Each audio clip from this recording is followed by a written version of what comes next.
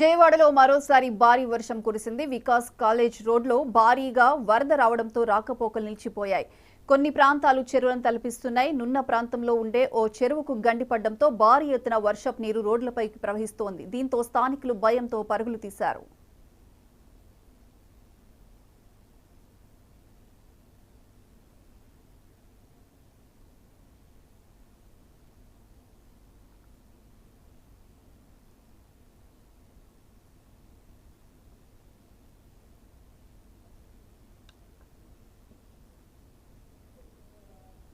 విజయవాడలో మరోసారి భారీ వర్షం కురిసింది.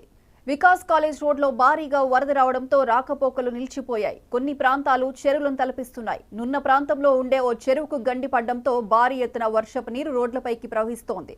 దీంతో స్థానికులు భయంతో పరుగులు తీశారు.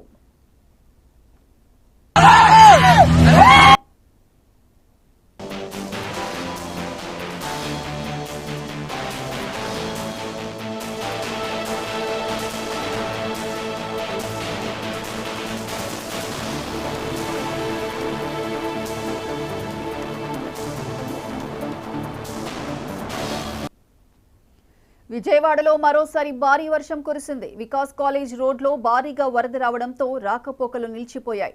కొన్ని ప్రాంతాలు చెరువులను తలపిస్తున్నాయి. నున్న ప్రాంతంలో ఉండే ఓ చెరువుకు గండి పడడంతో భారీ ఎత్తున వర్షపు నీరు రోడ్లపైకి ప్రవహిస్తోంది. దీంతో స్థానికులు భయంతో పరుగులు తీశారు.